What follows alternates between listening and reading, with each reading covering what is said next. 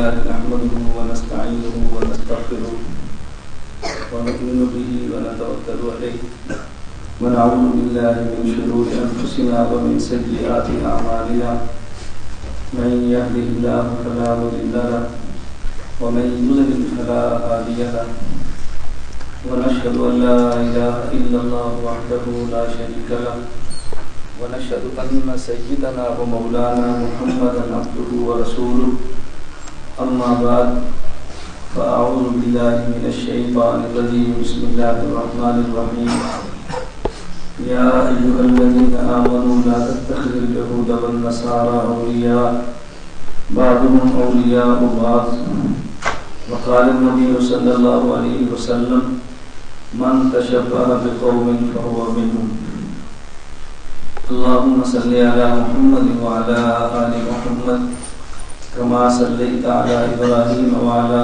آل إبراهيم إنك حميد مجيد اللهم بارك على محمد وعلى آل محمد كما باركت على إبراهيم وعلى آل إبراهيم إنك حميد مجيد. دنیا میں دو قسم کے لوگ موجود ہیں. بعض وہ ہیں جو اللہ تعالیٰ کی ذات یا اللہ تعالیٰ کی بات، اللہ کے احکامات اور عبادات کے قائل نہیں، اور بعض وہ ہیں جو اللہ کی ذات بھی مانتے ہیں، اللہ کی عبادات بھی مانتے ہیں، اللہ کے احکامات بھی مانتے ہیں، اللہ تعالیٰ کے بھیجے ہوئے انبیاء اور رسولوں اور بزرگ شخصیات کو بھی مانتے ہیں. لیکن وہ لوگ جو اللہ کی ذات، عبادات، احکام کو مانتے ہیں، ان میں پھر دو قسم کے لوگ ہیں. بعض لوگ وہ ہیں کہ جن کی عبادات کا رخ ٹھیک ہے، اور بعض وہ ہیں کہ جن کی عبادات کا رخ غلط ہے. اگر کوئی شخص اللہ کی عبادت نہ کرے، عبادت کو مانے ہی نہ، یا عبادت کو مانے لیکن رخ غلط ہو، تو یہ دونوں ایک قسم کے افراد شمار ہوتے ہیں. میں مثال دیتا ہوں تاکہ بات سمجھ آئے. ایک آدمی نماز ہی نہیں پڑھتا، نماز مانتا ہی نہیں ہے. ایک آدمی نماز مانتا بھی ہے، پڑھتا بھی ہے، لیکن بغیر طہارت کے پڑھتا ہے. دونوں مجرم ہیں. ایک شخص نماز کو مانتا بھی نہیں، پڑھتا بھی نہیں. ایک نماز مانتا بھی ہے، پڑھتا بھی ہے، لیکن قبلہ کعبہ کی بجائے مخالف سمت کو بنا لیتا ہے. دونوں ایک جیسے ہیں. ایک شخص نماز کو مانتا ہی نہیں ہے اور دوسرا نماز کو مانتا ہے، پڑھتا بھی ہے، لیکن کپڑے اس نے ناپاک پہنے ہیں، اسی طرح نماز پڑھتا ہے. دونوں ایک طرح کے. تو وہ لوگ جو اللہ کی ذات اور اللہ کی عبادات کے قائل نہ ہوں، وہ بھی کافر ہیں. اور جو اللہ تعالیٰ کی ذات، اللہ کی عبادات کے قائل تو ہیں، لیکن جیسے اللہ چاہتے ہیں ویسے قائل نہیں ہیں، جیسے خود چاہتے ہیں ویسے قائل ہیں، تو مسلمان یہ بھی نہیں ہے. اس وقت دنیا میں وہ مذاہب جن کو کسی درجے میں آسمانی مذاہب کہتے ہیں، اگرچہ وہ غلطی کیوں نہ ہو، معروف مذاہب یہ چلتے ہیں: یہودی، عیسائی اور مسلمان. یہ دنیا میں مشہور ہے. یہودی تورات کو مان رہے ہیں، عیسائی انجیل کو مان رہے ہیں، اور مسلمان قرآن کریم کو مان رہے ہیں. بلکہ اگر تھوڑا سا اس میں فرق کر دیا جائے تو ہم یوں کہیں کہ یہودی وہ ہیں جو صرف تورات کو مانتے ہیں، انجیل اور قرآن کو نہیں مانتے. عیسائی وہ ہیں جو صرف انجیل کو مانتے ہیں، تورات اور قرآن کو نہیں مانتے. یہودی وہ ہیں جو موسیٰ علیہ السلام کو تو مانتے ہیں، عیسیٰ علیہ السلام اور حضور اکرم صلی اللہ علیہ وسلم کو نہیں مانتے. عیسائی وہ ہیں جو حضرت عیسیٰ علیہ السلام کو تو مانتے ہیں، حضرت موسیٰ علیہ السلام اور رسول اللہ صلی اللہ علیہ وسلم کو نہیں مانتے. اور مسلمان وہ ہیں جو تورات کو بھی مانتے ہیں، انجیل کو بھی مانتے ہیں، قرآن کریم کو بھی مانتے ہیں، حضرت موسیٰ علیہ السلام کو بھی مانتے ہیں، عیسیٰ علیہ السلام کو بھی مانتے ہیں، اور حضور اکرم صلی اللہ علیہ وسلم کو بھی مانتے ہیں. فرق کیا ہے؟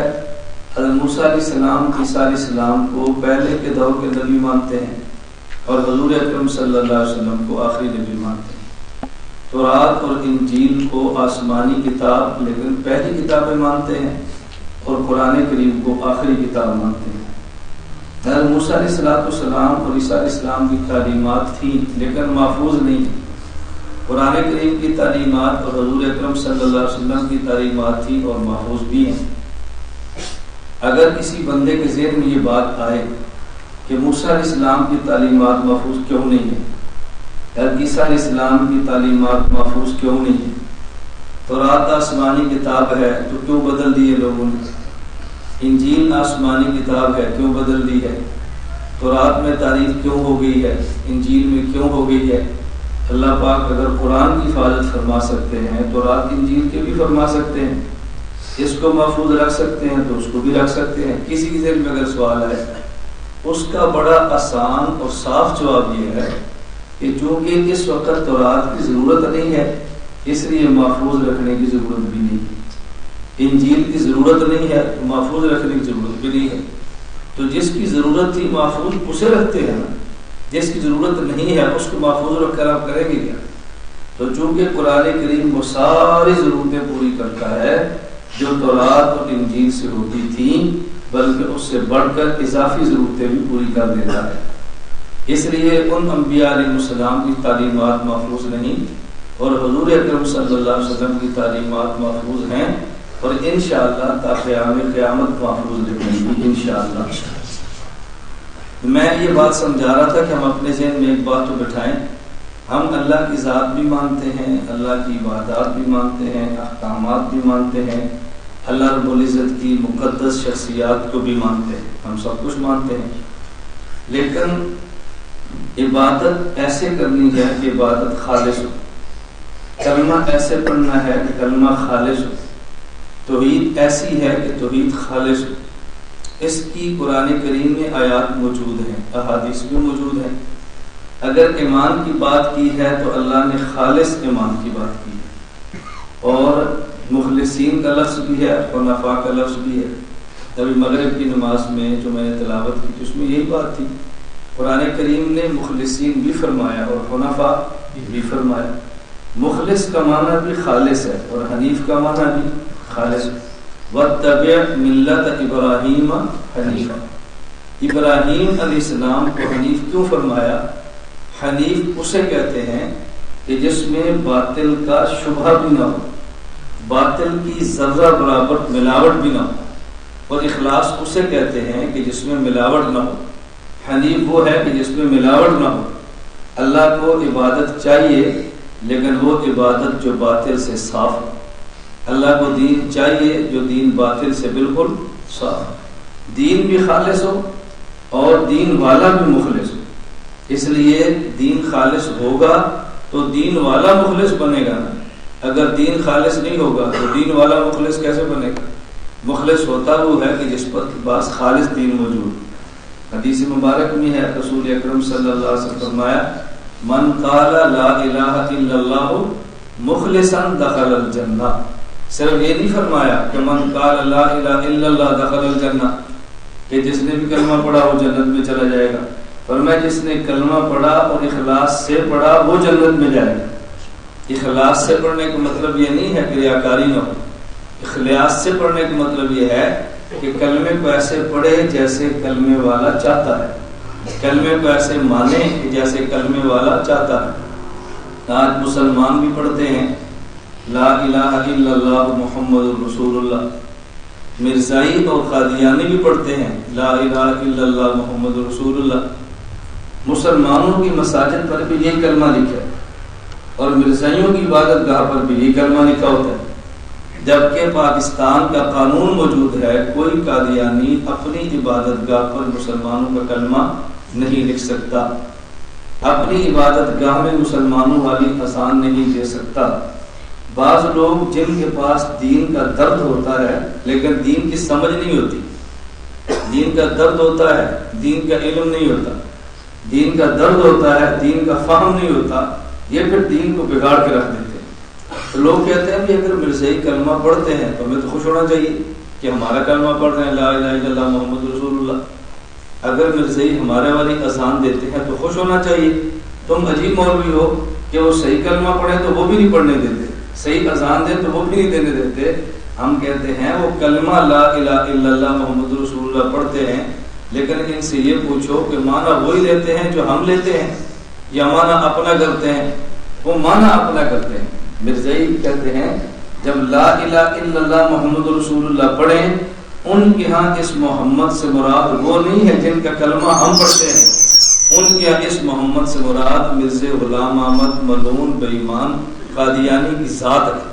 آپ بتاؤ کلمے کا لفظ ٹھیک پڑا ہے اور معنی ٹھیک نہیں لیا، مسلمان ہو سکتے ہیں؟ مسلمان نہیں ہو سکتے۔ اس لیے ایک بات سمجھیں، ہمارے ہاں فقہا کی اصطلاح ہے اہل قبلہ کی تکفیر نہ کریں، اہل قبلہ کو کافر نہ کریں۔ بعض لوگ اس جملے کو نہیں سمجھتے تو پھر وہ بات کیا گزرتے ہیں جی قادیانی بھی تو اہل قبلہ ہے، جو ہمارا کعبہ ہے وہی ان کا ہے، رافضی بھی تو اہل قبلہ ہے، جو ہمارا ہے وہ ان کا ہے، فلاں بھی تو اہل قبلہ ہے، جو ان کا ہے ہمارا ہے۔ تو جب فقہا نے کہا کہ اہل قبلہ کی تکفیر نہ کریں، تو جب ان کا قبلہ ہمارے والا ہے تو پھر آپ کیوں کہتے ہیں مسلمان نہیں؟ ہم نے کہا فقہا نے جو اہل قبلہ فرمایا نا، اہل قبلہ فقہا کی ایک اصطلاح ہے، اس اصطلاح کا مخصوص معنی ہے۔ اہل قبلہ سے مراد یہ ہے کہ ان کے نظریات وہ ہوں جو کعبہ والوں کے ہیں، ان کے عقائد وہ ہوں جو کعبہ والوں کے ہیں، یہ اہل قبلہ ہے۔ اگر کعبہ والے نبی کے عقائد اور ہیں اور ان کے عقائد اور ہیں، ان کو فقہا کی اصطلاح میں اہل قبلہ نہیں کہہ سکتے۔ بس اوقات نا ایک ہی لفظ ہوتا ہے، ہم بولے تو معنی اور ہوتا ہے اور فقہا بولے تو معنی اور ہوتا ہے۔ میں اس کی دو چار مثالیں دیں تو آپ بات سمجھیں۔ جب آپ تبلیغ جماعت میں جائیں، درمیان میں بات یاد آ گئی، وہاں شدید بارش ہے، رائے بین کا ماحول کافی پریشان کن ہے، تو تمام حضرات دعا کریں کہ اللہ تعالیٰ ماحول کو صاف فرمائے، بارش رک جائے، موسم ٹھیک ہو جائے، تاکہ اجتماع اللہ کامیابی سے ہمکنار فرمائے۔ جب جماعت میں جائیں تو گشت میں نکلے نا، اس میں ایک امیر ہوتا ہے اور دوسرا راہبر اور تیسرا متکلم۔ کہتے ہیں جماعت میں یہ بھائی راہبر ہوں گے، یہ امیر ہوں گے اور یہ متکلم ہوں گے۔ اب وہاں متکلم کا معنی کیا ہوتا ہے؟ جو یہ بات کرے کہ ہم سب نے کلمہ پڑھا ہے لا الہ الا اللہ محمد رسول اللہ، اس کلمے میں اللہ پاک سے وعدہ کیا ہے اللہ تیرے حکم مانیں گے اور نبی صلی اللہ علیہ وسلم کے طریقوں پر چلیں گے، اور اس کے لیے محنت کی ضرورت ہے، مسجد میں جماعت آئی ہے، محنت پہ بات ہو رہی ہے، آپ ہمارے ساتھ تشریف لے چلیں۔ متکلم کا یہ معنی ہے اور تو کوئی معنی نہیں۔ اور جب علماء میں کہ فلاں بندہ متکلم ہے تو اس کا کیا معنی ہے؟ 6 نمبر بیان کرتا ہے۔ وہاں متکلم کا معنی ہوتا ہے کہ یہ عقیدے پر گفتگو کرتا ہے، یہ عقائد پر بات کرتا ہے۔ اب فقہا اور علماء کی اصطلاح میں متکلم کا معنی اور ہے، اور گشت پر نکلے تو متکلم کا معنی لفظ تو ایک ہی ہے نا، لفظ تو ایک ہی ہے نا، لیکن دیکھو معنی بدل جاتا ہے۔ آپ شہر میں ہوں، چلیں آپ دیہات میں ہوں اور آپ کے پاس کوئی مہمان آئے، وہ آپ اس سے پوچھے پانی پینا ہے تو وہ کہے گی سادہ پانی لاؤ۔ سادے پانی کا مطلب کیا ہوتا ہے؟ شربت نہ دو، سادہ پانی۔ اس کا یہ مطلب تو نہیں کہ ٹھنڈا نہ دو، اس کا معنی کہ شربت نہ دو۔ اور جب شہر جائیں اور کہیں جی سادہ پانی لو، اب مطلب کیا ہوتا ہے؟ اب مطلب ہوتا ہے کہ ٹھنڈا نہ دو۔ اب دیکھو لفظ ایک ہی ہے، دیہات میں آ کر بولا جی سادہ پانی، اس کا معنی ہے کہ شربت نہ ہو، آپ شربت بھی نہ دیں اور نلکے کا دیں۔ تو اس نے کہا یار سادہ مانگیا پر ایڈا بھی سادہ دور ہے، ایڈا بھی سادہ دور ہے نا، سادہ مطلب ہے شربت نہ ہوئے، یعنی برف کو ٹھنڈا کر کے لیا۔ ایسے ہی ہوتا ہے نا، اب دیہات میں سادے پانی کا معنی شربت نہ ہو اور شہر میں سادے پانی کا معنی بتاؤ نا ٹھنڈا نہ ہو۔ لفظ تو ایک ہی ہے نا، ٹھیک ہے، لفظ ایک ہی ہے۔ یہاں آپ ہمارے پاس آئیں اور ہم کہتے ہیں ذرا حافظ صاحب کو بلانا، بات سمجھا کرو، آپ کہتے ہیں حافظ صاحب کو بلانا، تو حافظ صاحب کا معنی کیا ہوتا ہے؟ اس عالم کو بلاؤ جو قرآن کا حافظ ہے، ٹھیک ہوگا۔ اور کسی دیہات بڑے کو جی حافظ جی نے بلانا، اب اس کا معنی کیا ہوگا؟ نبی نے بلانا۔ اب ایک جگہ حافظ کا معنی حافظ قرآن ہے اور ایک جگہ حافظ کا معنی نبی ہے، تو کتنا فرق ہے؟ لفظ ایک ہی ہوتا ہے لیکن خاص معاشرہ بدلنے سے اس کا معنی بالکل بدل جاتا ہے۔ ہمارے پنجاب میں بولا ماما تو لوگ سمجھتے ہیں گالی دی، اور خیبر پختونخوا ماما کو سمجھتے ہیں عزت کی۔ وہاں مامے کا لفظ تعظیم کے لیے اور یہاں مامے کا لفظ گالی، تو ماما لگ رہے ہیں، دیکھو یہاں گالی سمجھتے ہیں میں سمجھا صرف یہ رہا ہوں کہ لفظ ایک ہی ہوتا ہے لیکن اس کا مفہوم بدلتا ہے، آپ سمجھتے؟ تو جب اہل قبلہ کے ہیں تو اہل قبلہ کا خاص معنی ہے، اہل قبلہ کے فقہا اور معنی بیان کرے ہم، یہ کیسے ہو سکتا ہے؟ لا الہ الا اللہ محمد رسول اللہ کلمہ دے حضور اور معنی بیان کرنے قادیانی کیسے ہو سکتا ہے؟ جس نبی نے کلمہ دیا ہے اسی نبی نے معنی دینا ہے، جس نبی نے قبلہ دیا اسی نبی نے اہل قبلہ کا معنی بھی دینا ہے۔ میں بات صرف یہ سمجھا رہا تھا، عبادت چاہیے تو خالص، دین چاہیے تو دو باتوں کا اہتمام بہت ضروری ہے، میری بات اچھی طرح سمجھو، یہ ہمارا درد اور ہماری دعوت پوری دنیا کی ہے۔ بعض لوگوں کے پاس دین کا درد بہت ہوتا ہے، علم نہیں ہوتا، دین کا حلیہ بگاڑ کر رکھ دیتے ہیں۔ حضرت حکیم ملومت مجدد الملت مولانا اشرف علی تھانوی رحمۃ اللہ علیہ ایک بات فرمایا، واقعہ سناتے تھے، آپ نے سنا ہوگا۔ حکیم ملومت فرماتے ہیں کہ ایک بوڑھی عورت، اس کے گھر میں رات کو باز گرا، اس نے باز کو پکڑ لیا۔ اب چونکہ بوڑھی تھی، دل میں اس کے درد تھا اور بہت بیچاری محبت کرنے والی تھی، اس نے باز کو دیکھا تو اس کو باز پر بڑا ترس آیا۔ اس نے کہا دیکھو کتنا عرصہ گزر گیا، لگتا ہے عید پر بھی اس کی کسی نے حجامت نہیں کی، پورا سال گزر گیا۔ اس نے کینچی لی اور اس کے زائد بال کاٹ دی، اس نے بال کی باز کی حجامت کر دی، بال تو ٹھیک ہی تھے نا، وہ نے سمجھا کہ پتر کے حرمے نے حجامت کرائی تھی، شاید باز نہیں کٹی تھی۔ اس نے بیٹے والا پیار دیا اور اس کی حجامت کر کر آیا۔ اس نے ناخن دیکھ، اس نے کہا 2 سال ہو گئے کسی سے 9 بھی نہیں بٹے۔ اس نے کینچی لی اور اس کے ناخن تراش کی، پھر اس نے چوری دیکھو کنی بدی، اس کی چونچ دیکھو بیچارے کی، یہ کتنا پریشان ہوتا ہو جو دانا کھاتا ہے، کینچی لی اور چونچ اس کی ختم کر دی۔ اب بتاؤ بوڑھی مخلص تھی یا دکھ درد بھی تھا، باز سے محبت بھی تھی، اس نے کتنی شفقت باز پہ کی ہے، لیکن نہ باز اڑنے کے قابل ہے، نہ باز کھانے کے قابل ہے، نہ باز شکار کے قابل ہے۔ یہی آج ظلم دین کے ساتھ ہو رہا ہے، یہی ظلم آج دین کے ساتھ ہو رہا ہے۔ لوگ دین کا درد رکھتے ہیں، دین کے مٹنے کا غم رکھتے ہیں، لیکن دین کا علم بھی نہیں ہے، دین کا فہم بھی نہیں ہے، اس لیے دین کا حلیہ بگاڑ کر دیتے ہیں۔ میری بات سمجھ رہے ہیں؟ تو جہاں دین کا درد ہونا ضروری ہے وہاں دین کا صحیح علم ہونا بھی ضروری ہے۔ رائے گنج ہمارا بہت بڑا مرکز ہے، تبلیغی جماعت کا بہت بڑا کام ہے، لیکن میں ساتھیوں سے ایک بات کہتا ہوں، یہ بات اچھی طرح سمجھ لو، تبلیغ والے دین کا درد دیتے ہیں، مدارس دین کا علم دیتے ہیں۔ بات سمجھ آ رہی ہے؟ تبلیغ والے دین کا درد، دین کی فکر دیتے ہیں، اور مدارس والے دین کا علم دیتے ہیں۔ اس لیے دونوں کو مانو، تبلیغ کو مانو اور مدارس کو مانو، ایک کو بھی چھوڑیں گے نا تو نقصان ہوگا۔ درد پیدا کرنا بھی ضروری ہے، اور جس کے اندر دین کا درد ہو اس کو دین کی صحیح رہنمائی دینا بھی ضروری ہے، ورنہ یہ آدمی دین کا حلیہ بگاڑ کے رکھ دے گا۔ علماء کو معاشرے سے متاثر نہیں ہونا چاہیے، مسلسل اپنی آواز لگانی چاہیے، مسلسل اپنا کام جاری رکھنا چاہیے۔ ایک وقت آتا ہے اللہ پاک کام کے نتائج عطا فرما دیتے ہیں۔ میں نے آج کے مجلس میں ایک بات آپ کو سمجھانی ہے، جس کے لیے میں ساری تمہید باندھ رہا ہوں کہ آپ اس کو اچھی طرح سمجھ لیں۔ جو لوگ عبادات یا اللہ کی ذات کے قائل نہیں، ہم ان کی بات نہیں کرتے، ان کا معاملہ بالکل جدا ہے۔ آج فکر زیادہ اس بات کی کرنی ہے کہ جو لوگ اللہ کی ذات کو بھی مانتے ہیں، عبادات کو بھی مانتے ہیں، وہ دین پر عمل کریں تو ایسے کریں جیسے اللہ چاہتا ہے، ایسے عمل کریں کہ جیسے اللہ کا رسول چاہتا ہے، اپنی مرضی کو اس کے اندر شامل نہ کریں، اپنی رائے کو اس کے اندر شامل نہ کریں۔ آج محرم کی غالباً 2 تاریخ ہے یا 3 جی 3 شروع ہوگی، اب رات ہے، محرم کی 3 شروع ہوگی۔ محرم اسلامی سال کا پہلا مہینہ ہے۔ محرم کا لفظ کیا ہے؟ حرمت والا۔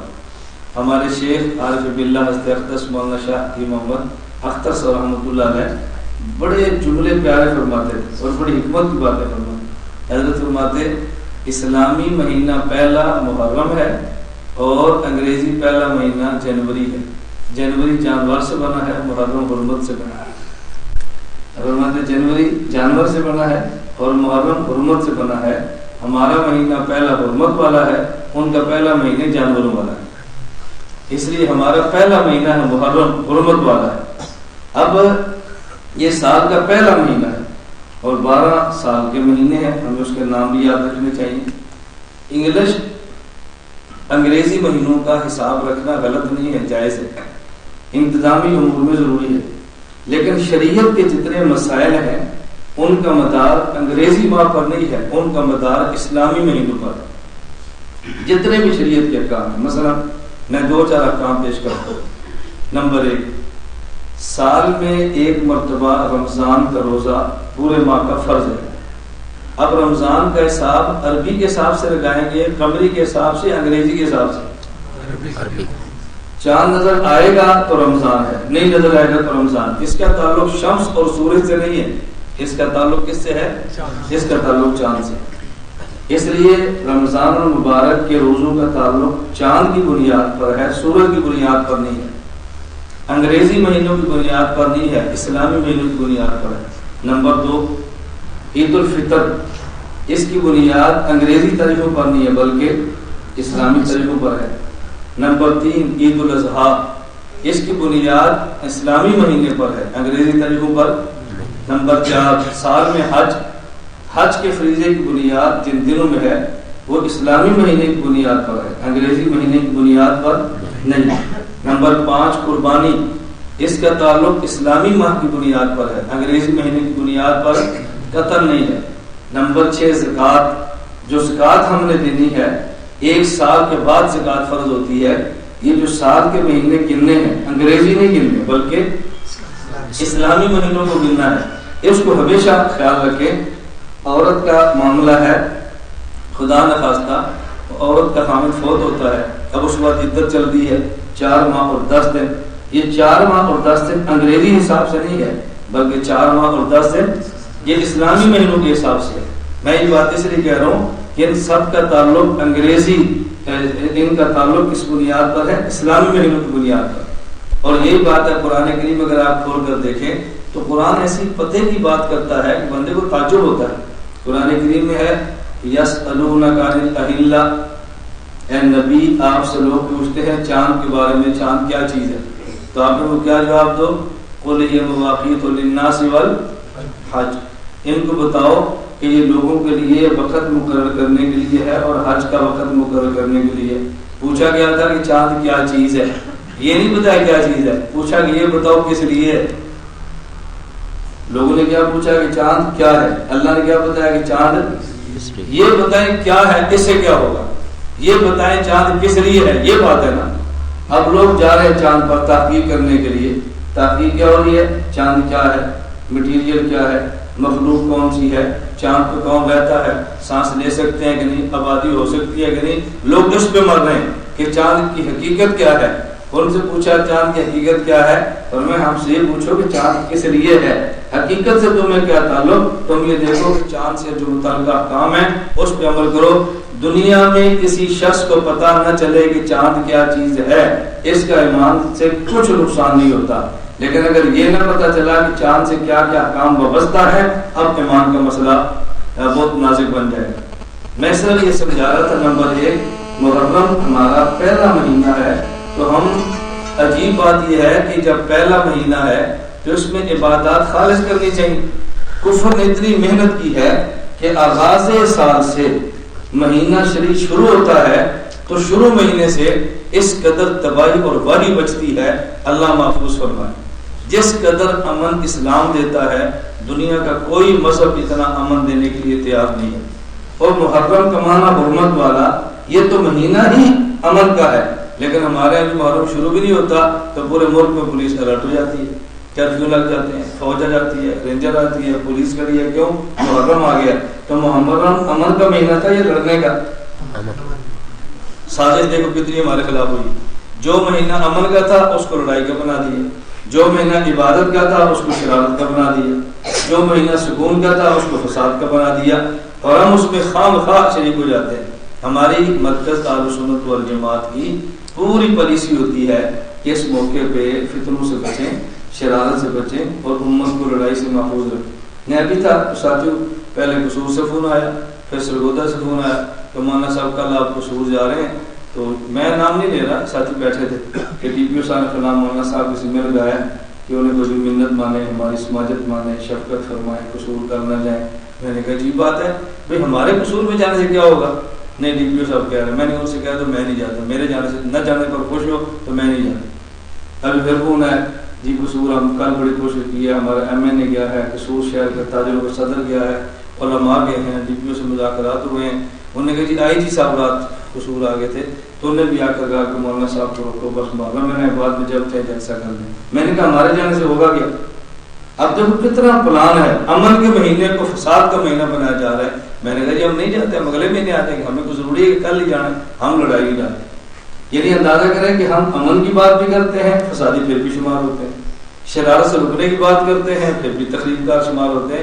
کس قدر یہ کافر کی محنت ہے، لیکن کام کرنے والوں کو دل بڑا کرنا چاہیے، پروپیگنڈے کا مثبت جواب دینا چاہیے، اور بلا وجہ مزید لڑائی پیدا کر کے اپنے ملک کو برباد نہیں کرنا چاہیے۔ ہمیں اپنے ملک کے امن کا خیال رکھنا چاہیے، کیونکہ ہم نے ملک بنایا ہے، ہم نے ملک بچانا ہے۔ بنایا بھی ہمارے اکابر نے ہے، بچانا بھی ہم نے ہے۔ کچھ قربانیاں بنانے پہ لگ گئی ہیں، کچھ قربانیاں بچانے پہ لگ جائیں گی۔ اللہ ہم سب کو پاکستان بچانے کی توفیق عطا فرمائے۔ اللہ ان سے اس ملک کو صاف کر دے جو ہمارے ملک کو برباد کرنا چاہتے ہیں۔ پہلا مہینہ محرم کا ہے، ایک بات میں نے عرض کی ہے، ہمیں اسلامی مہینوں کے حوالے سے خیال رکھنا چاہیے۔ دوسری بات آپ میں بڑی مختصر سی باتیں کر رہا ہوں، دوسری بات یہ ذہن میں رکھ لیں، اسلامی مہینے کا جو آغاز ہے یکم محرم، یکم محرم میں شہادت ہوئی ہے تاریخ اسلام کے سب سے بڑے جرنیل حضرت فاروق اعظم رضی اللہ تعالی عنہ۔ یکم محرم اور شہادت کا دن ہمیں یہ سبق دیا ہے تکوینی طور پہ اللہ کی طرف سے کہ مسلمان کو پوری کوشش کرنی چاہیے کہ جان بچے، لیکن اللہ کے دین کے لیے جان دینی پڑے، اس پر روئے بھی نہ۔ اور عمر رضی اللہ تعالیٰ عنہ کا واقعہ آپ نے سنا ہوگا، میں ایک صرف جملہ کہتا ہوں۔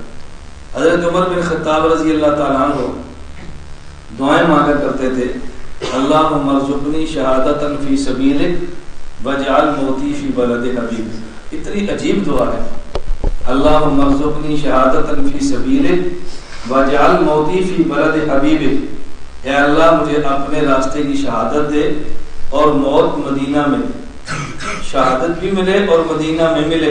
کتنی عجیب ہے، امیر المومنین ہے، خلیفۃ المسلمین ہے، اب مدینے میں آ کر کون ان پہ حملہ کرے گا؟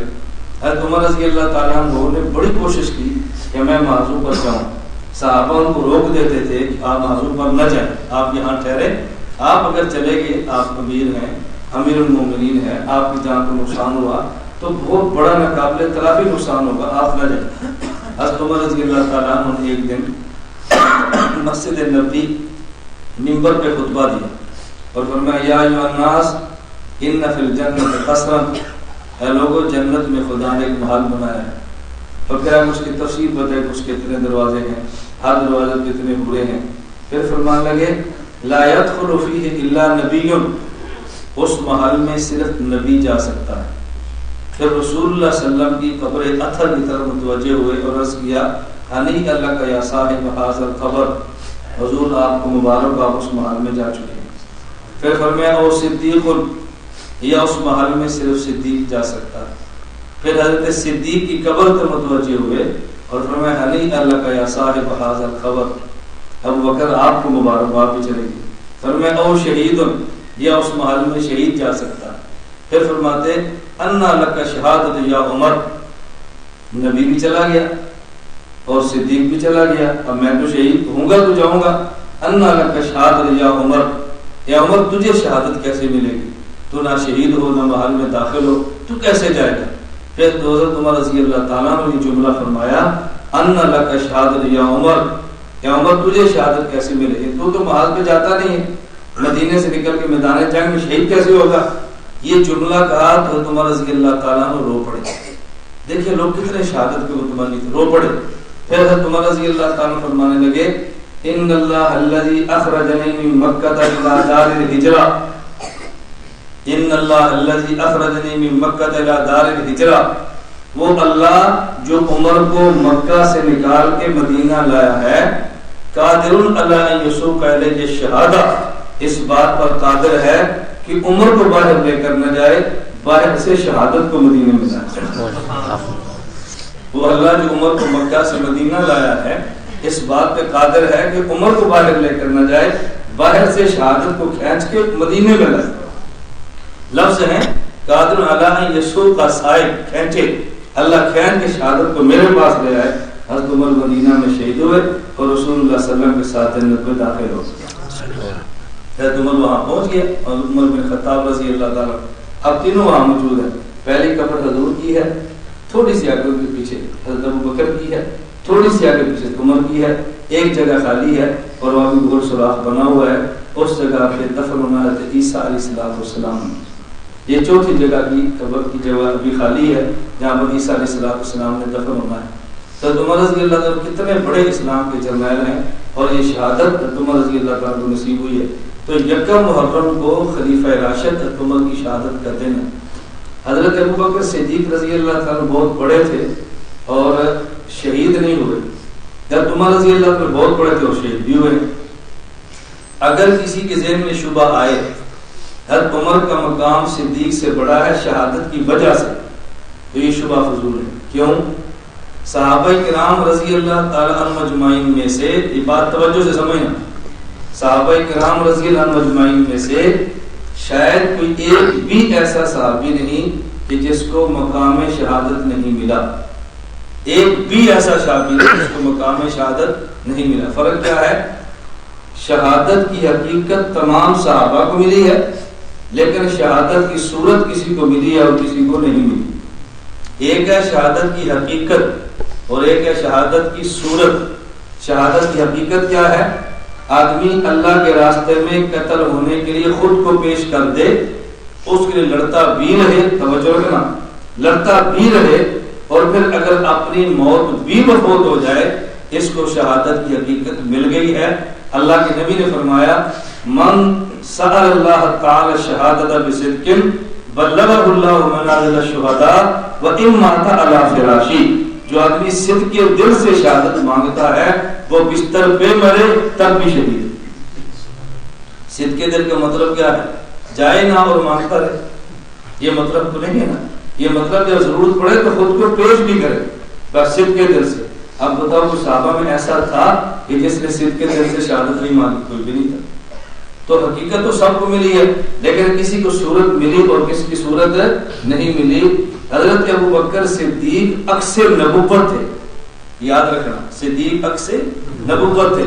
حضور پاک صلی اللہ علیہ وسلم کا جو عکس تھا نا صحابہ میں، وہ ابو بکر صدیق رضی اللہ تعالیٰ عنہ تھے۔ اللہ کے نبی نے شہادت مانگی ہے، صورت نہیں ملی۔ صدیق نے شہادت مانگی ہے، صورت نہیں ملی۔ اگر صدیق کو شہادت کی صورت بھی مل جاتی تو عکس نبوت نہ رہتے۔ خدا نے حقیقت دونوں کو دی ہے اور صورت دونوں کو دی۔ صدیق حضور کے عکس تھے نا، بالکل قدم بہ قدم چلتے تھے۔ اللہ نے یوں رعایت فرمائی ہے، حضرت ابو بکر صدیق رضی اللہ تعالیٰ عنہ حقیقت شہادت دونوں کو ملی ہے، لیکن صورت شہادت حضرت عمر رضی اللہ تعالیٰ عنہ ملی ہے۔ میں اس لیے شبہ دور کر رہا ہوں، کسی کے ذہن میں یہ نہ آئے کہ شاید حضرت عمر رضی اللہ عنہ کو مقام صدیق سے بڑا ہے۔ یکم محرم یہ حضرت فاروق اعظم رضی اللہ تعالیٰ عنہ کی شہادت کا دن ہے۔ اب ہمارے ہاں ایک رخ چلا ہے، رخ کیا چلا ہے کہ یکم محرم حضرت عمر کی شہادت ہے تو شہادت کا دن منایا جائے نہ۔ اسلام میں شہادت کے ایام منانے کا کوئی جواز نہیں ہے، یہ یاد رکھنا۔ اسلام میں ایام منانے کا کوئی جواز نہیں ہے۔ رسول اللہ صلی اللہ علیہ وسلم جس تاریخ کو دنیا میں آئے ہیں ہم ان کے منانے کی بات کرتے ہیں، جب حضور گئے ہیں منانے کی بات کرتے ہیں، تو جب نبوت کے آنے اور جانے کی بات منانے کی نہیں کرتے، حضرت فاروق اعظم کی شہادت منانے کی بات کیسے کر سکتے ہیں؟ لیکن ایک بات ذہن میں رکھ لیں، بعض حضرات کے ذہن میں آئے گا کہ ہمارے مسلک دیوبند کی فلاں فلاں جماعتیں ان ایام کو منانے کی بات کرتی، کیا وہ غلط ہے؟ یہ بات ذہن میں رکھیں، وہ منانے کی بات اس لیے نہیں کرتی، ان ایام کو منانا عبادت ہے۔ وہ اس لیے کرتے ہیں کہ جب ہم ان ایام کو منانے کی بات کریں گے، پہلے 10 محرم ہے، اب یکم بھی ہوگا، پہلے 10 ہے 18 ذوالحج بھی ہوگا، پہلے 10 ہے 21 رمضان بھی ہوگا، پہلے 10 ہے پھر 22 جمادی الثانی صدیق اکبر کا بھی ہوگا۔ جب اتنے ایاموں کا جلوس نکلنا شروع ہوگا تو حکومت سوچنے پر مجبور ہوگی کہ جلوس بند کرو۔ ہم کہیں گے ہمارا بند کرو، اس کا بھی بند کر دو، ان کا نہیں کرتے ہمیں بھی کرنے دو۔ تو یہ عبادات کے جلوس نہیں ہے، یہ احتجاجی جلوس ہے۔ احتجاج اور ہوتا ہے اور عبادت اور ہوتی ہے۔ میں یہ بات شروع سے سمجھا رہا ہوں کہ شریعت کی منشا ہمیشہ ذہن میں رکھا کرو۔ یہ شریعت کو سمجھو، درد میں شریعت کو بدل نہ دینا، شریعت کا درد بھی ہونا چاہیے اور شریعت کا صحیح علم بھی ہونا چاہیے. اس لیے اگر آپ ان جلوسوں میں شرکت کریں نا تو عبادت سمجھ کر نہیں بلکہ احتجاج سمجھ کر. احتجاج اور ہوتا ہے، عبادت اور. آپ کیا کوئی ایک بڑا عالم ہے وہ جیل چلا گیا، آپ روڈ بلا کرتے ہیں، عبادت سمجھ کر احتجاج سمجھ کر. کوئی بندہ پوچھے اس کی حدیث پیش کرو، حضور نے کبھی روڈ بلا کیا تو آپ کیا کوئی عبادت تھوڑی سمجھ رہے ہیں. ہمارا تو مطالبہ ہے، ہم لڑنا نہیں چاہتے، مرنا نہیں چاہتے، ملک کے قانون کو ہاتھ میں نہیں لینا چاہتے، تو ہمارے پاس اس کے علاوہ صورت نہیں تھی، ہم نے احتجاج کر دی ہے. احتجاج اور ہوتا ہے، عبادت اور ہوتی ہے. اس لیے بات کرو، ان چیزوں کو سمجھا کرو تو پھر آدمی فتووں میں جلدی نہیں کرتا، ورنہ کبھی منانے والوں کو فتوا لگا دیتا ہے اور کبھی نہ ماننے والوں کو بزدل کہہ دیتا ہے. اس لیے نہ نکلنے والوں کو بزدل نہ کہا کرو اور نکلنے والوں کو جلدی جلدی خلاف شریعت نہ کہا کرو. اعتدال کا رستہ اختیار کرنا بہت ضروری ہے. ہوگی 2-3 باتیں. ایک بات اور سمجھیں، میں اس لیے کہہ رہا تھا چونکہ محرم پہلا مہینہ ہے نا، اس کو پہلے سمجھو کہ شریعت کی منشا کیا ہے. اس مہینے میں بعض کام ایسے ہیں جو کرنے کے اور بعض کام ایسے ہیں کہ جو نہ کرنے کے. نہ پہلے کرنے کے سمجھیں، پھر میں نہ کرنے کی بات کرتا ہوں. اس مہینے میں جو کرنے کے کام ہیں، سب سے اہم کام وہ ہے محرم کا روزہ. محرم میں روزہ رکھیں. رسول اکرم صلی اللہ علیہ وسلم کی حدیث مبارک ہے، آپ نے فرمایا افضل الصیام بعد رمضان شہر اللہ المحرم. رمضان کے بعد سب سے زیادہ فضیلت والا روزہ یہ محرم کا ہے. یہ نبی پاک صلی اللہ علیہ وسلم کے ارشاد گرامی ہے کہ سب غالباً صحیح مسلم کی روایت ہے، سب سے زیادہ فضیلت والا روزہ یہ محرم کا ہے. اللہ کے نبی صلی اللہ علیہ وسلم نے فرمایا. اور ایک حدیث میں آپ نے فرمایا احتسب علی اللہ ان یکفر السنۃ التي قبلہ، کہ آدمی نے جتنے گناہ ایک سال میں کیے ہیں یہ محرم کو روزہ رکھ لے، ایک سال کے چھوٹے سارے گناہ اللہ اس کے ایک روزے کی وجہ سے معاف فرما دے. آپ بتائیں کتنی بڑی فضیلت کی بات ہے. یہ روزہ چلا کہاں سے ہے؟ حضرت عبداللہ بن عباس رضی اللہ عنہ فرماتے ہیں رسول اللہ صلی اللہ علیہ وسلم مکہ مکرمہ سے مدینہ منورہ تشریف لائے. ان رسول اللہ صلی اللہ علیہ وسلم قدم المدینہ، مدینہ تشریف لائے. فوجد الیہود صیام یوم عاشورہ، اللہ کے نبی نے دیکھا کہ 10 محرم کو یہودی روزہ رکھتے ہیں. رسول اللہ صلی اللہ علیہ وسلم نے پوچھا ما ھذا اليوم الذی تصومونہ، یہ روزہ تم آج کا کیوں رکھتے ہو؟ یہودیوں نے کہا ھذا یوم عظیم، یہ بڑا عظمت والا دن ہے. انجى اللہ فیہ موسیٰ وقومہ، اللہ نے 10 محرم کو حضرت موسیٰ اور ان کی قوم کو نجات دی تھی فرعون سے. وغرق فرعون وقومہ، اور فرعون اور اس کی قوم کو دریا میں غرق کیا تھا. فصام موسیٰ شکرن، موسیٰ علیہ السلام نے اللہ کا شکر ادا کرنے کے لیے روزہ رکھا. فنحن نصومہ، ہم چونکہ موسیٰ علیہ السلام کو مانتے ہیں ہم بھی روزہ رکھتے ہیں. نبی پاک صلی اللہ علیہ وسلم نے فرمایا نحن احق و اولا بموسیٰ منکم، ہم تم سے زیادہ اس بات کے حقدار ہیں کہ جو کام موسیٰ علیہ السلام نے کیا ہم کریں، کہ ہم تم سے زیادہ، اس کے ہمارا تعلق تم سے زیادہ ہے. تم نے موسیٰ کو نام کا مانا ہے، ہم نے موسیٰ کو دل و جان سے مانا ہے. تمہارا ماننا اور ہے ہمارا ماننا جو کہ تم سے بہتر ہے. پھر نبی کریم صلی اللہ علیہ وسلم حکم دیا کہ محرم کی 10ویں کو روزہ رکھا کرو. اللہ کے نبی نے ہمیں جاری فرما دیا، صحابہ کرام روزہ رکھنا شروع کر دیا. غالباً مسند احمد کی روایت ہے کہ جب روزہ رکھنا شروع کیا تو پھر صحابہ کو اشکال ہوا. انہوں نے کہا یا رسول اللہ ان ھذا یوم تعظمہ الیہود، یہ دن تو یہود اس کی بڑی عظمت کا خیال کرتے ہیں، تو کہ ایسا نہ ہو ہم 10ویں کا روزہ رکھیں اور یہود سے مشابہت ہو جائے. اب کیا کریں؟ نبی پاک صلی اللہ علیہ وسلم فرمایا دیکھو اب تو ہم نے روزہ رکھ لیا نا، ان کان العام المقبل انشاءاللہ صبح اليوم التاسع، میں زندہ رہا اگلے سال 9 محرم کو روزہ بھی رکھوں گا. محدثین فرماتے ہیں فلم یکن العام المقبل حتی توفی رسول صلی اللہ علیہ وسلم، اگلا سال نہیں آیا تھا کہ اللہ کے نبی دنیا سے رخصت ہو گئے. لیکن آپ نے فرمایا نا کیسا کریں گے. اور ایک حدیث میں آپ نے فرمایا کہ سومو یوم عاشورہ وخالفوا فیہ الیہود، 10ویں محرم کو روزہ رکھو اور یہود کی مخالفت کرو. سومو یوما قبلہ او بعدہ، ایک دن پہلے یا ایک دن بعد. 9 محرم یا 10 کا روزہ ساتھ میں لاؤ تاکہ یہود کی مخالفت نہ ہو جائے. اب اس سے جو بات میں سمجھانا چاہتا ہوں، میں نے اس کو سمجھانے کے لیے آیت بھی پڑھی ہے اور حدیث مبارک بھی پڑھی ہے. اللہ کے نبی صلی اللہ علیہ وسلم نے 10 محرم کے روزے کی بات فرمائی ہے، فضیلت بھی بتائی ہے، لیکن ساتھ یہ بھی تنبیہ کی ہے اپنی عبادت کو یہود کے مشابہ نہ ہونے دینا، یہود سے مشابہت کو بچا کے رکھنا۔ معلوم ہوا کہ عبادت کو خالص کرنا بہت ضروری ہے، عبادت کو ملاوٹ سے بچا کے رکھنا بہت ضروری ہے۔ اللہ کی قسم خالص عبادت اگرچہ تھوڑی ہو، ملاوٹ والی عبادت سے کئی گنا بہتر ہوتی ہے۔ سنت کا عمل ہو، خالص عبادت ہو، بے شک تھوڑی ہو، یہ بہت افضل ہے اس عبادت سے کہ جو ملاوٹ والی ہو اور بہت زیادہ ہو۔ اس لیے ہم اس کا اہتمام کریں کہ روزہ رکھیں 9 اور 10 کو یا 10 اور 11 کو، تاکہ یہود کی مخالفت نہ ہو۔ اس سے ہمیں 2 باتیں سمجھ آئی جو آپ نے سمجھنی۔ نمبر 1، جس موقع پر رسول اللہ صلی اللہ علیہ وسلم نے عبادت کا امر فرمایا ہو ہمیں عبادت کرنی چاہیے، اور ساتھ اپنی عبادات کو ملاوٹ سے بچانا بھی چاہیے۔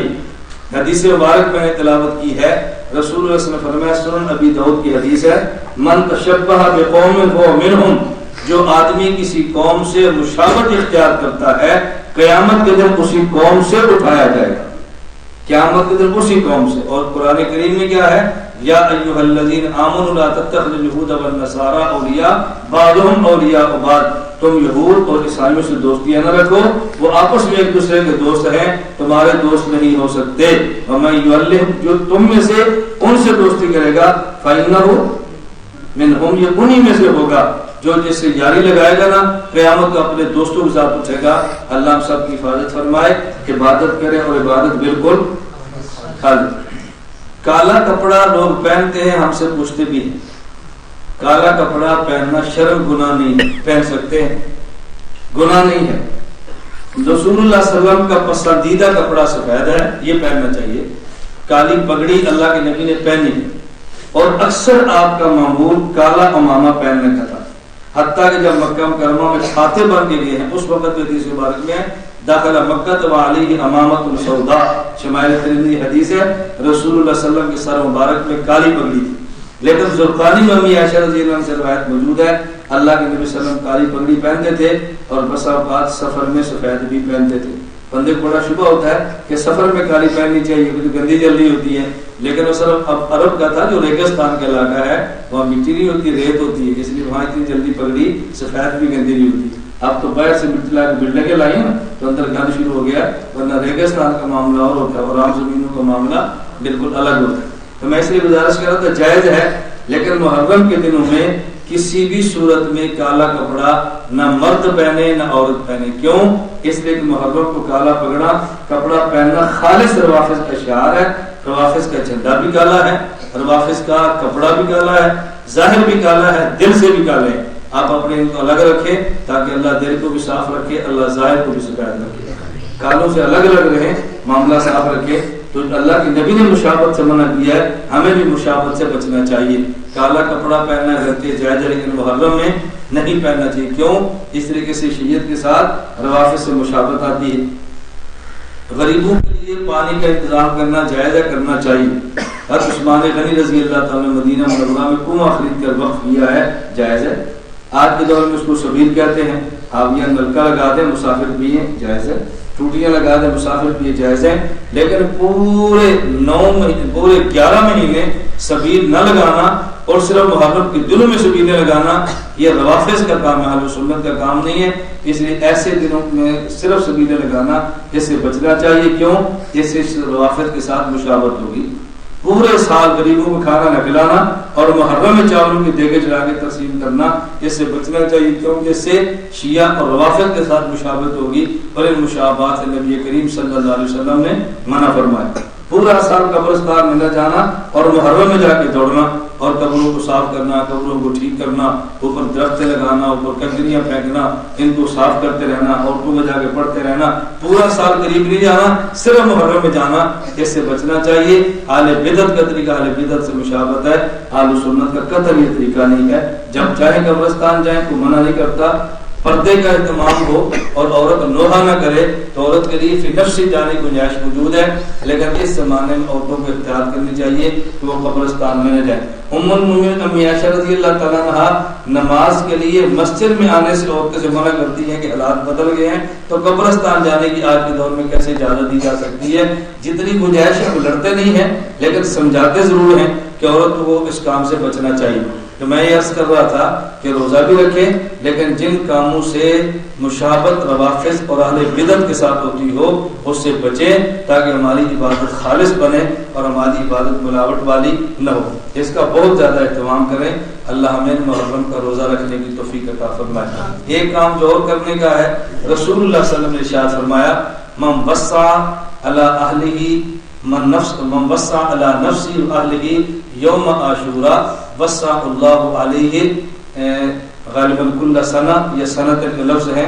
اللہ کے نبی نے فرمایا جو آدمی 10 محرم کو اپنے اوپر اور اپنے گھر والوں پہ خرچ کرنے میں ہمت سے کام لے اور دل کھول کر کرے، اللہ پاک پورا سال اس کے لیے وسعت اسباب عطا فرما دیتے۔ اب دیکھو یہ فضیلت غریبوں کو چاول کھلانے کی نہیں ہے، یہ فضیلت اپنے گھر والوں بیوی بچوں کو کھلانے کی ہے۔ عام آدمی کیا سمجھتا ہے کہ 10 محرم کی دیگ پکائیں گے تو ثواب ہوگا، اور اگر گھر والوں کو چاول کھلا دیں تو پتہ نہیں گناہ ہوگا۔ رسول اللہ صلی اللہ علیہ وسلم نے جو یہ بات فرمایا یہ اجر کسی اور کو کھلانے کا ہے یا بیوی بچوں کو؟ لیکن ہمارا عام مزاج کیا ہے، ہم باہر چاول پکا کے کھلانا عبادت سمجھتے ہیں اور اپنے بیوی بچوں کو چاول کھلا کے پکانا عبادت نہیں سمجھتے۔ کسی اور کو فروٹ دے دے ہم سمجھتے ہیں بہت سخی آدمی ہے، اور بیوی بچوں کے لیے تو سمجھتے سخاوت ہی نہیں ہے۔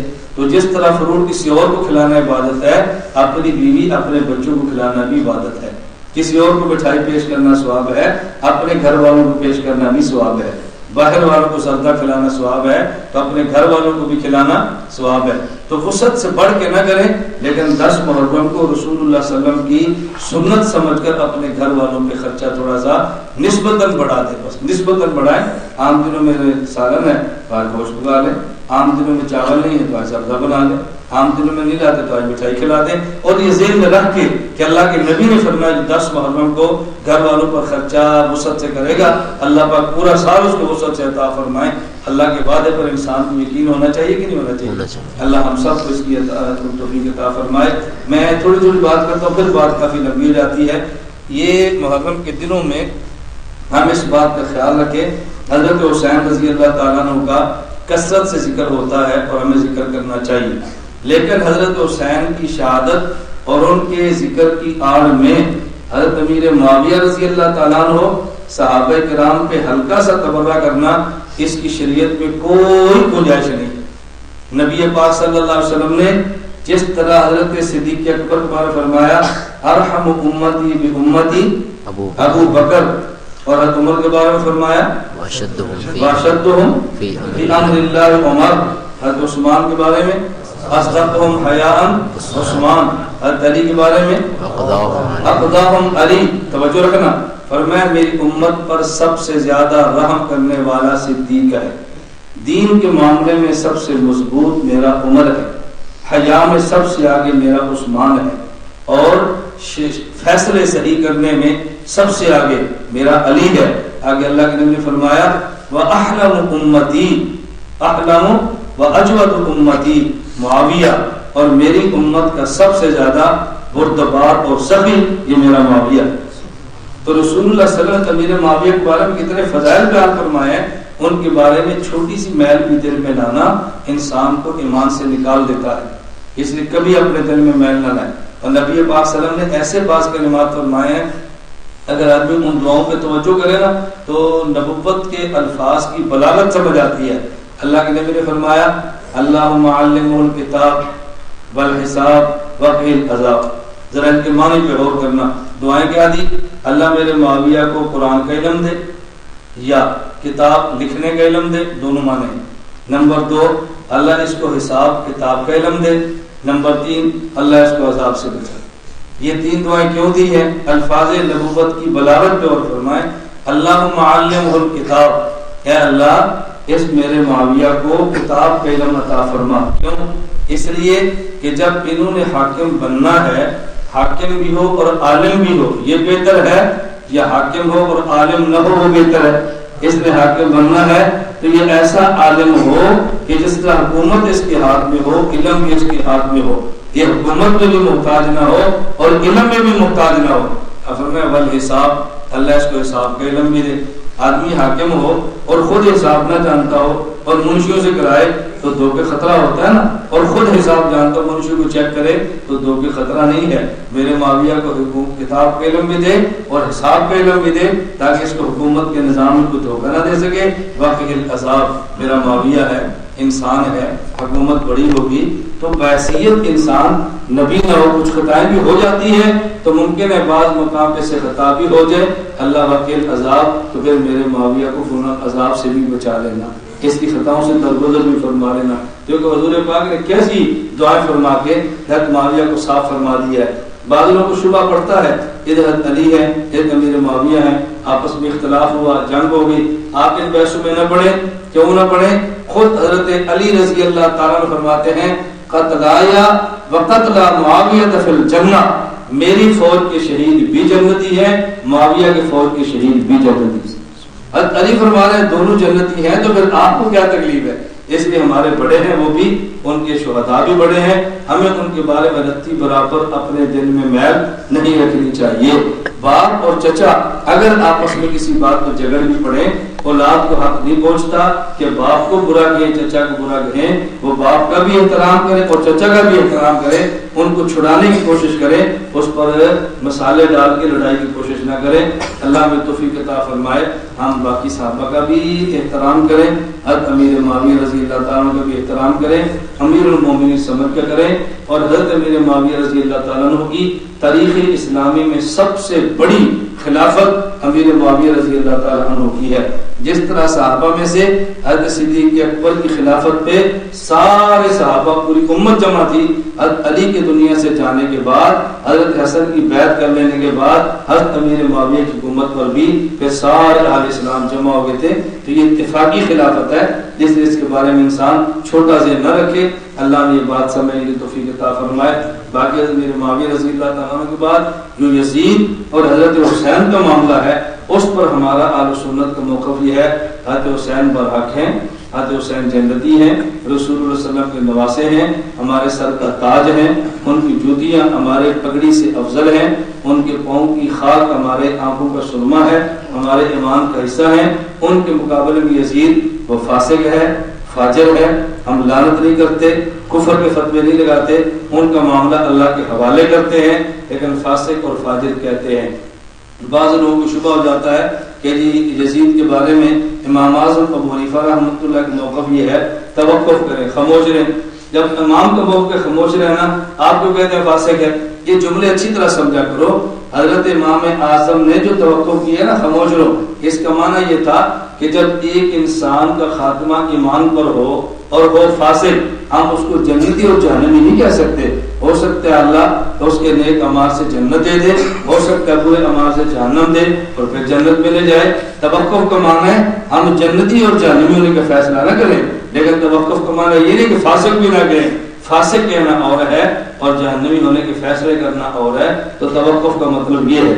بعض لوگ سمجھے توقف کا معنی یہ ہے اللہ ہم سب کو حسینی بنائے، اللہ ہم سب کو صحابہ کا عاشق اور غلام بنائے، اور رسول اللہ صلی اللہ علیہ وسلم کی پوری جماعت سے محبت کرنے کی توفیق عطا فرمائے اور ان کے نقش قدم پر عمل کرنے کی توفیق عطا فرمائے۔ درود پاک پڑھ لیں۔ آخر دعوانا الحمدللہ۔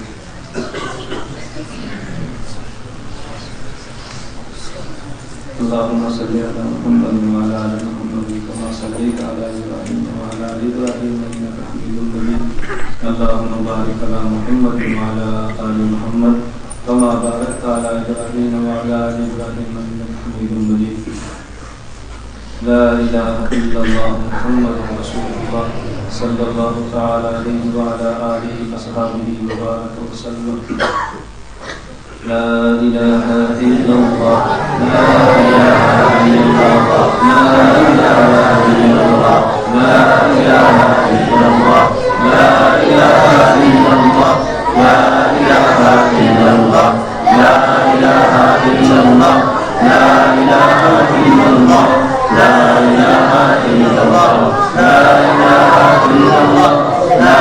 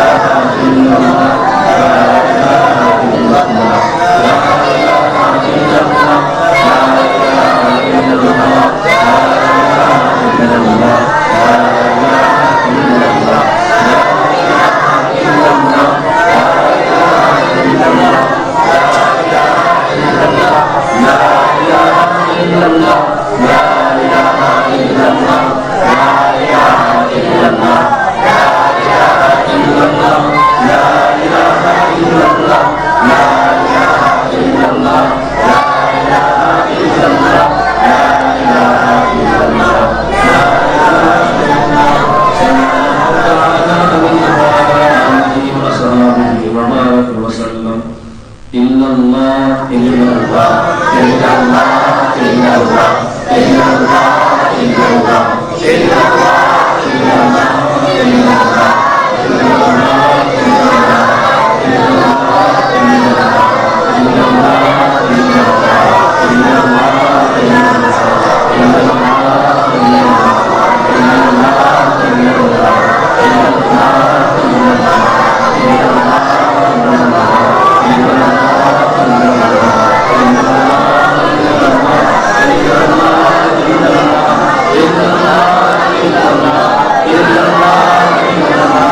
illallah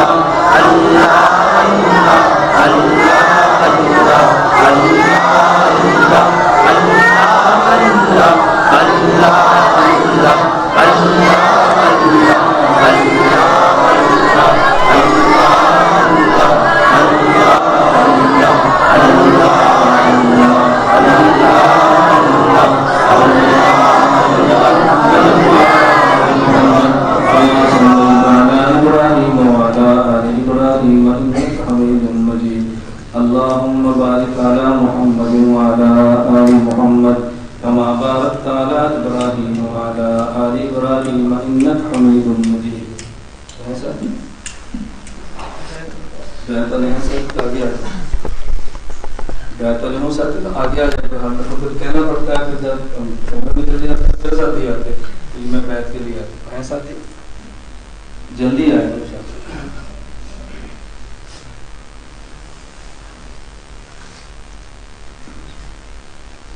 میں ہر دفعہ آپ سے کہتا ہوں کہ جو ساتھی بیت نہ بھی ہوں کلمات توبہ وہ تمام اپنے ساتھ کہا کریں۔ توبہ کی کلمات کا تو بیت سے تعلق ہی نہیں ہوتا، اپنے ساتھ سب کہا کریں۔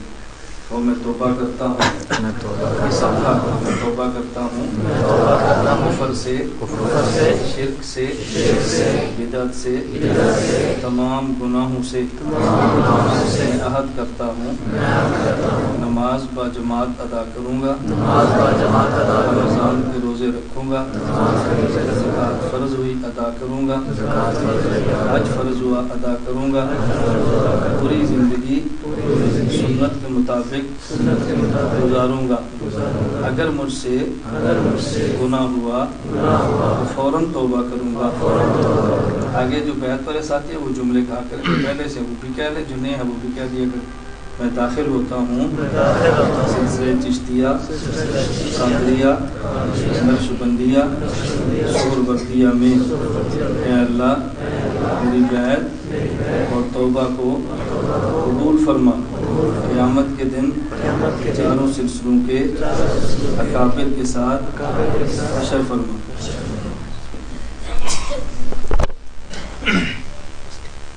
الحمدللہ رب العالمین والصلاة والسلام علی رسولہ وعلی آلہ وصحبہ اجمعین۔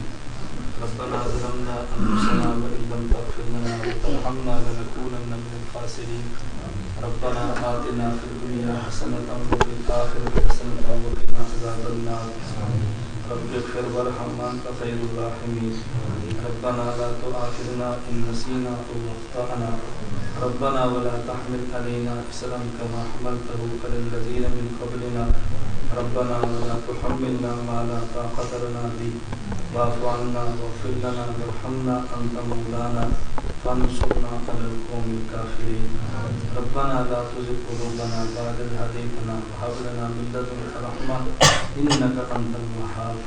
اللهم إنك عفو كريم تحب العفو فاعف عنا، اللهم إنك عفو كريم تحب العفو فاعف عنا، اللهم إنك عفو كريم تحب العفو فاعف عنا۔ اے اللہ ہم سب کے گناہوں کو معاف فرما دے، اے مولا کریم ہم سب کے گناہوں کو معاف فرما دے، اے مولا کریم ہم سب کے گناہوں کو معاف فرما دے۔ اے مولا کریم اسلامی سال کا آغاز ہے، ہم سال کے آغاز پہ آپ سے اللہ پچھلے سال کے گناہوں کی معافی مانگتے ہیں، اللہ ہمارے گناہوں کو معاف فرما دے۔ اللہ جو جان بوجھ کر کیے وہ بھی معاف کر دے، اللہ جو بھول کر کیے وہ بھی معاف کر دے، اے اللہ جو ظاہر کی وہ بھی معاف کر دے، اللہ جو چھپ کر کی وہ بھی معاف کر دے۔ اللہ ہمارے بعض وہ گناہ جو دنیا میں کوئی نہیں جانتا سوائے تیری ذات کے، اللہ ان کو معاف بھی فرما دے، اللہ ان کے پردے بھی ڈال دے، اے اللہ ان کے پردے بھی ڈال دے۔ اے اللہ جس طرح دنیا میں آپ نے ہمارے گناہوں پہ پردے ڈال کر ہمیں ذلت سے محفوظ کیا ہے، اللہ قیامت کو بھی پردے ڈال کے ذلت سے بچا لینا، اے اللہ ہمیں شرمندگی سے بچا لینا۔ اے اللہ ہم نالائق ہیں، اے اللہ ہم نالائق ہیں، مولا تو کریم ہے، اے اللہ کریم وہ ہوتا ہے جو ان کو دے جو مستحق نہیں ہے، اللہ ہم مستحق نہیں ہے لیکن ہمیں تو عطا فرما دے۔ حکیم الامت مولانا اشرف علی تھانوی نبر اللہ مرخدو فرماتے ہم اللہ رب العزت سے جنت اس لیے نہیں مانگتے ہم جنت کے مستحق ہیں، بلکہ اس لیے مانگتے ہیں جہنم کے عذاب کو برداشت نہیں کر سکتے۔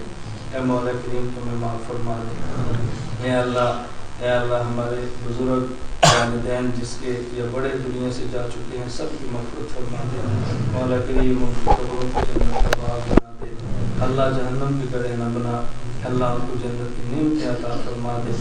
اے مولا کریم ہماری جتنی نفلی عبادات ہیں ان کا اجر و ثواب حضور اکرم صلی اللہ علیہ وسلم، صحابہ کرام رضی اللہ عنہم اجمعین، تابعین، اتباع تابعین، محدثین، فقہاء، مجاہدین، صالحین جتنے دنیا سے جا چکے سب کو عطا فرما دے۔ اللہ جو زندہ ہیں سب کو عطا فرما دے۔ قیامت کی صبح تک آنے والے ایک مسلمان کو ہماری نفلی عبادات اجر عطا فرما دے۔ اے اللہ ہمارے دلوں میں جو کینے اور بغض ہیں اللہ اس کو دلوں سے نکال دے۔ اے اللہ ہمارے دل کینہ، بغض، حسد نفرتوں سے پاک فرما دے۔ اے اللہ مسلمانوں کے لیے ہمارے دلوں میں محبت عطا فرما دے۔ اے مولا کریم مسلمانوں کے لیے نفرتیں نکال کے محبت عطا فرما دے۔ اے اللہ دنیا بھر میں جس کے علاقے میں مسلمان ذلیل ہے اللہ تو اس کو عزت عطا فرما دے۔ اللہ جو بیمار ہے ہم کو صحت عطا فرما دے۔ اللہ جو مقروض ہے ہم کی قرض ادا کرنے کے اسباب پیدا فرما دے۔ اے مولا کریم جو رشتوں کے لیے پریشان ہیں ان والدین کو ان کی اولاد کے لیے مناسب جوڑ کے رشتے عطا فرما دے۔ اے مولا کریم جن کی شادیاں ہو چکی ہیں نیک اولاد عطا فرما، اللہ نیک اولاد عطا فرما۔ جن کو تم نے اولاد دی ہے والدین کی آنکھوں کی ٹھنڈک بنا دے۔ یا میرے مولا کریم طالب کے اجتماع اللہ شروع ہے اللہ تو اس کی حفاظت فرما، شروع سے حفاظت فرما، ہمارے اکابر کی حفاظت فرما۔ اے اللہ اس کو رحمت کا ذریعہ بنا۔ اے اللہ جو بارش کی وجہ سے تنگی آئی ہے مولا کریم اپنے کرم سے اس تنگیوں کو دور فرما دے۔ یا اللہ تیرے ہر کام میں تیری حکمت تو بھی جانتا ہے لیکن ہم کمزور ہیں۔ اے اللہ اس سے دشمن خوش ہوتا ہے۔ یا اللہ تو پریشانیاں دور فرما کے دشمنوں کو ذلیل و ناکام فرما دے۔ اے اللہ جتنے دینی ادارے ہیں سب کو آباد و شاد فرما، خزانہ غیب سے ان کی ضروریات پوری فرما، شرور و فتن سے سب کی حفاظت فرما۔ اے اللہ علماء صلاحات کی حفاظت فرما۔ اے اللہ اس پاکستان کی حفاظت فرما۔ اللہ جو لوگ اس پاکستان اور اسلام کی خیر خواہ نہیں چن چن کے اپنے کرم سے ان کو ختم فرما دے۔ اے اللہ ان کو خود ختم فرما دے۔ اے میرے مولا کریم جو حضرات آئے ہیں ان تمام کانا قبول فرما۔ اے اللہ صرف تیرے نام کی برکت سے جمع ہے، اللہ صرف تیرے نام کی برکت سے جمع ہے۔ تیرے پیغمبر کا ارشاد ہے جو تیرے نام پہ جمع ہوں تیرے نام پہ جدا ہوں تو قیامت کے دن اپنے عرش کا سایہ عطا کرتا ہے۔ اللہ تو ہمیں بھی عطا فرما دے۔ اے اللہ تو ہمیں بھی عطا فرما دے۔ یا اللہ کتنے گناہ ہیں ہمارے دل میں ہیں کرنا چاہتے ہیں، یا اللہ تم گناہوں کے اسباب ختم فرما دے۔ اللہ گناہوں کے اسباب ختم فرما دے۔ اللہ گناہوں کے اسباب ختم فرما دے۔ اے میرے مولا کریم تیرے در پہ آئے ہیں اپنے کرم سے ہم سب کو معاف فرما دے۔ اے اللہ تیرے نبی کی امت رسومات اور بدعات میں جو بھی ہے اللہ ان کے خرافات سے بچا دے۔ اے اللہ رسول اللہ صلی اللہ علیہ وسلم کی سنت کو عام فرما دے۔ اللہ سنت پر عمل کی توفیق عطا فرما دے۔ اللہ ہم سب کو دین کا درد بھی عطا فرما، اللہ دین کی کڑن بھی عطا فرما۔ اے اللہ دین کے مٹنے کا غم عطا فرما۔ اے اللہ ہمیں دین کے مٹنے کا غم عطا فرما۔ اے اللہ پوری دنیا سے اے اللہ فتنوں کو مٹانے کے لیے ہمیں تو قبول فرما لے۔ اللہ تو جس کو چاہے قبول فرما لے، اللہ تو جس کو چاہے مسترد فرما لے، جو کوئی نہیں پوچھ سکتا۔ اللہ تو ہمیں قبول فرما لے۔ اللہ تو نے کسی سے دین کا کام دینا ہے اللہ تو ہم سے لے لے۔ اللہ ہمارے مال کو قبول کر لے، ہماری اولاد قبول کر لے، ہماری جان قبول کر لے۔ اللہ کے سر و سمانی کے عالم میں اے اللہ ہم نے کام شروع کیا ہے اپنے کرم سے اسباب بھی عطا فرما دے۔ اللہ ہماری ضرورتیں خزانہ غیب سے پوری فرما دے۔ اے اللہ دنیا میں دنیا والوں کا محتاج نہ کر، اللہ دنیا سے غنی فرما کے اپنا محتاج بنا دے۔ اے اللہ ہم تیرے محتاج ہیں، تیرے در کے سوالی میں کرم فرما۔ اللہ نے اس ہمارے ہاتھوں کو خالی واپس نہ لوٹا۔ یا اللہ غرم کے ساتھ آتے ہیں، اللہ تیرے نام کی وجہ سے آتے ہیں۔ اللہ تو مرکز کو ایسا مبارک بنا دے یہاں سے آنے والا کوئی بھی محروم نہ جائے۔ اللہ یہاں آنے والا کوئی بھی محروم نہ جائے۔ اللہ ہمارے اکابر کے فیض کو عام فرما دے۔ اللہ ہمارے اکابر کے مسلک کو عام فرما دے۔ اے اللہ ہمارے اکابر کی دعوت کو عام فرما دے۔ یا اللہ اس مرکز کو دنیا بھر کے اہل سنت و جماعت کے مرکز بنا دے۔ اے اللہ ہماری زبان نہیں عطا فرما دے، اللہ مال نہیں عطا فرما دے، اللہ دھڑکنے والا دل نہیں عطا فرما دے، آنکھوں میں حیا نہیں عطا فرما دے۔ اللہ ان سب امراض سے بچا لے۔ یا اللہ امراض سے بچا لے۔ اے اللہ ہمیں اپنے دین کی ذلت نہیں عزت کا ذریعہ بنا دے۔ اللہ ہمیں سر کے بالوں سے لے کے پاؤں کے ناخن تک اللہ ہمیں دین کی قبول فرما لے۔ یا اللہ جتنے لوگ یہاں پر آئے ہیں کتنی جائز خواہشات ان کے دلوں میں ہیں، نہ کسی کو بتا سکتے ہیں نہ زبان پر لا سکتے ہیں، تو علیم بذات الصدور ہے۔ اللہ ان کی جائز خواہشات کو پورا فرما دے۔ اے اللہ ان کی جائز خواہشات کو پورا فرما دے۔ کتنے حضرات نے دعاؤں کے لیے کہا ہے مولا تو ان کی دعاؤں کو قبول فرما لے۔ اے اللہ کتنے مسائل میں لوگ الجھے ہیں ان کے مسائل کو اللہ اپنے کرم سے تو حل فرما دے۔ اللہ اپنے کرم سے مسائل کو حل فرما دے۔ اے اللہ اپنے کرم سے مسائل کو حل فرما دے۔ جو جیلوں میں قید ہیں یا اللہ بے گناہ ہے تہائی کے اسباب پیدا فرما دے۔ اے اللہ معذور کے تیرے دشمن کے سامنے بیٹھے ہیں ان کو فتوحات عطا فرما دے۔ اللہ جو دنیا سے چلے گئے ہیں ان پہ درجات بلند فرما دے۔ اے اللہ تو مسلمانوں کی مدد فرما، اے اللہ تو مسلمانوں کی مدد فرما، اے اللہ مسلمانوں کی مدد فرما۔ اے اللہ ہماری جتنی اس مرکز کی ضروریات ہیں اللہ تیرے علم میں ہے، ہم کس کے سامنے اللہ بھیک مانگیں، اللہ کس کے سامنے اپنے دامن کو پھیلائیں۔ اللہ تو اپنے کرم سے عطا فرما دے، اللہ تو اپنے کرم سے عطا فرما دے۔ اللہ ہماری جتنی مالی مشکلات ہیں اپنے کرم سے دور فرما دے۔ اللہ تو نے پہلے بھی کرم رکھا ہے، آئندہ بھی رکھ لے۔ اللہ تو نے پہلے بھی عزت دی ہے، آئندہ بھی دے دے۔ اللہ تو نے دین کے کام کے لیے پہلے بھی اسباب دی، آئندہ بھی دے دے۔ اللہ ہم تیرے در سے مانگتے ہیں، اے اللہ جتنی ہم نے دعائیں مانگی اپنے کرم سے قبول فرما لے۔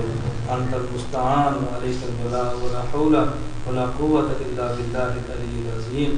اے اللہ خاتمہ بالایمان فرما، رسول اللہ صلی اللہ علیہ وسلم کی قیامت کو شفاعت نصیب فرما، حوض کوثر سے جام نبی کے ہاتھوں عطا فرما، اپنی عرش کا سایہ نصیب فرما، بغیر حساب کے جنت میں جگہ عطا فرما۔